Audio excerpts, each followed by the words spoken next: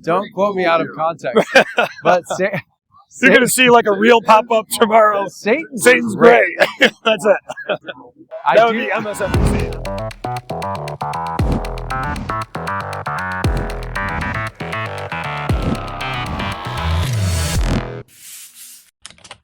Welcome, everybody, to another episode of Facts Over Feelings, where we're here still on day 2 at Turning Point USA America Fest. 20,000 people here. The energy is electric. Kind of how it's going to be on this episode here with our very, very special guest, Jarret Lemaster. And Jarret is an accomplished actor, producer, a director, known for his bold storytelling and commitment to impactful projects, a creative force behind some of Angel Studios' latest work, including Homestead. Jarret also collaborates with the Babylon Bee, delivering sharp, and you might know him as the devil over there, faith-centered humor and commentary. His work embodies passion in uplifting narratives, and I'm excited to have you on here. Welcome to the show today. Yeah, thanks for having me. I love being here. This is awesome. No, and what we like to start out every episode is maybe give everybody a little bit about your background and your American dream story. My American dream story, that's a good question. So I was born. I'm just kidding. I'm not going to start there. Yeah. No. So honestly, I was an actor. So I came out to California to be an actor. I was a professional actor for about 5 years, and then I felt like God called me to the ministry, and so I started doing ministry. So I went in, and for literally, I think 14 years, I was a worship pastor, and I had done some good stuff. I was in films. I was in professional theater. I was in a professional theater company.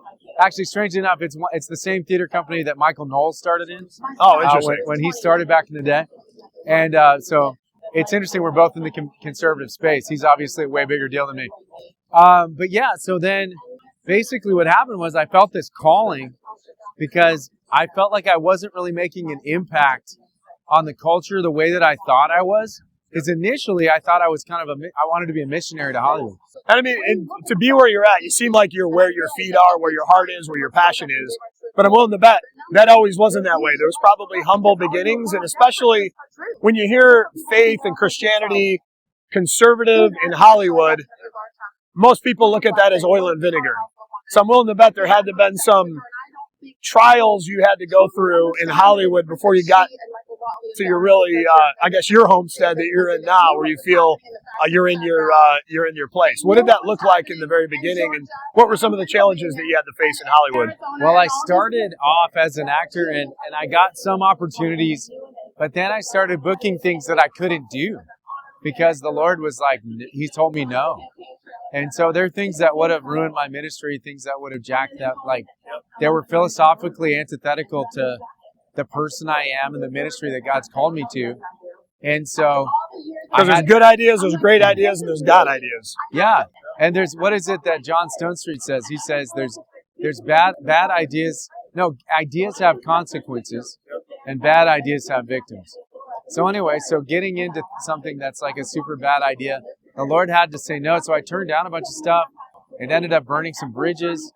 And I just felt like it would have been good opportunities with big actors, and it would have been movies that would have changed my career. And the Lord said no. So anyway, so I decided to be obedient because my whole life, my whole purpose has been to please God. Like that's really all I care about. And that's it. And it's not like that's easy. Like there's not temptations, and but it takes a lot of hard work, a lot of discipline. Yeah, and I desperately want to please God. And I feel like there's other people like that. You always meet them. You always know when you meet them. When they have the heart to please God, it's like that's kind of the distinction between somebody who's truly faithful or not. Oh, absolutely. Yeah. So I think it's important to have the gratitude for what we have today, and praying to God about the things that we're grateful for, not just dropping to our knees when we need them in the times of darkness, right? Absolutely. Yeah. No, it's creative problem solving though too. I think you have that gift as well. That's one of those things that not everybody has, but you got to start thinking. But everybody could have it if they leaned into it and exercised that muscle, right? And I think it's a lot of times everybody's looking for the perfect time, and the perfect time never exists. Usually the perfect time is now, and the best things in life that I found come with massive action. Like, one of the biggest things, everybody's looking for the perfect time, and they find themselves in this perpetual pace of paralysis. But it's like right on the other side of that, just a little bit of action sometimes can create the degree of momentum in your life that 12 months of action can change everybody's life if you're doing it in God's will, with faithfully. I think anybody can come from any situation in 12 months and completely change the trajectory of their life. Well, that's amazing. I feel like that's a really hopeful message. I agree, though. I mean, I don't think it has to take that long. I think it has to be just walk faithfully, be encouraged, keep moving. And, that's an amazing message. I love that, man. And I feel like that's true. There were times where it just felt like nothing was going on and nothing would ever go on. And I would just be kind of stuck in a rut. Yep. But what God taught me was, I had to be content with whatever He was going to give me. So if it was just going to be obscurity and my family, my family's enough. I've already got enough.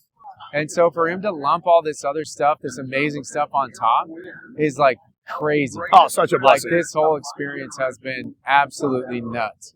And so I'm blessed, dude.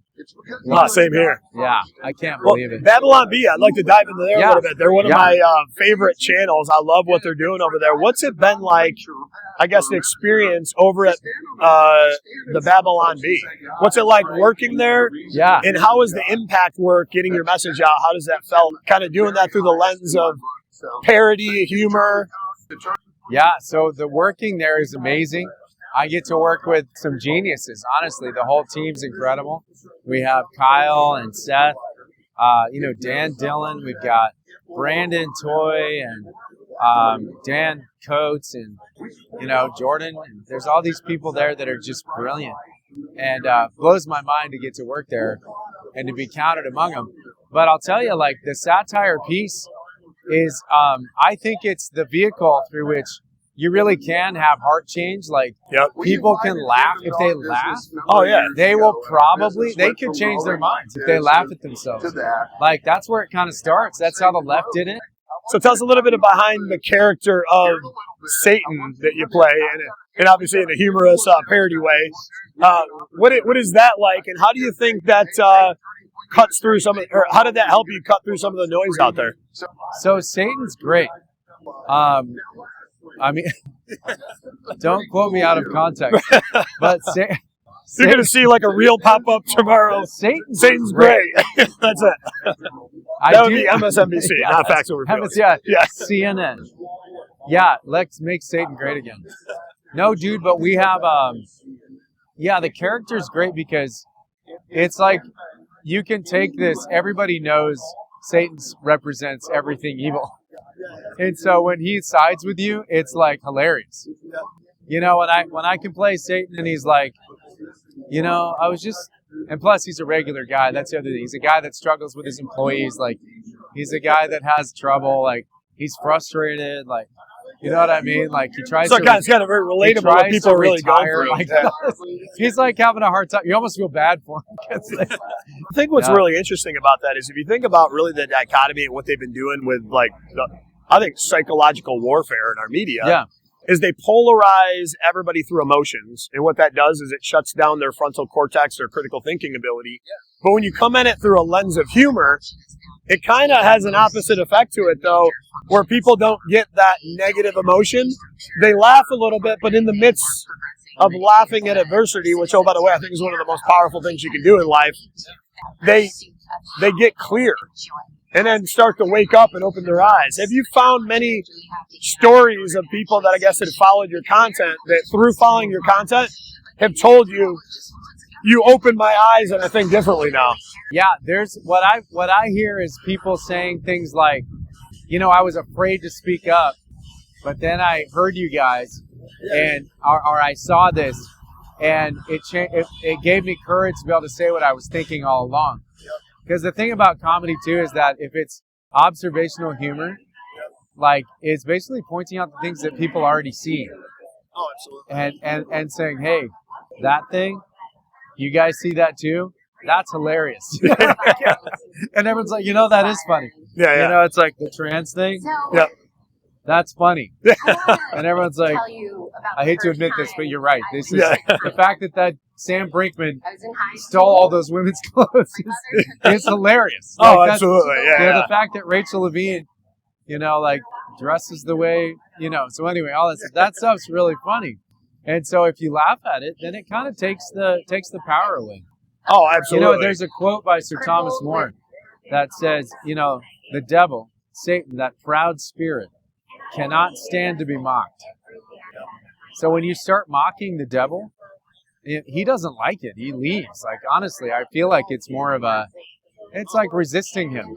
Oh, absolutely. And so I'd like to ask something we ask everybody. If you had the power of an executive pen that our president has to change and shift and shape anything in America that would be your legacy when you leave this earth, what would that be?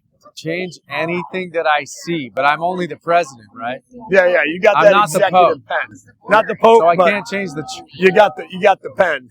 Yeah, I got the pen. Abolish the Fed. Yep, I love that. Yeah, let's get rid of the Fed. I think what they're doing with Doge is pretty much what I'd like to do. Just chop it off. Chop it off. Some of these things, like one of the last green energy bills they had, there was like an $8 billion budget that they built 8 supercharger stations with. And that same monetization, if you look at Elon Musk, he could have built 37,500 charging stations. So why is there such a differential? And you can't tell me it's all waste. What it is, I think, money laundering. Like somebody's uncle's uncle got that contract and got super rich afterwards. And I'm just excited about that going away, because you can imagine the compounded effect of all those tax dollars actually going to the homeless, going to all the right things in this country to make America most prosperous. I think we could see like a real true golden era coming up. I guess, last but not least, how do people follow you? How can we support you? And then what does Facts Over Feelings mean to you? Okay, so please follow me on X, Jarret_Lemaster. That's like where you want to do it. I just started it, so I'm trying to grow it.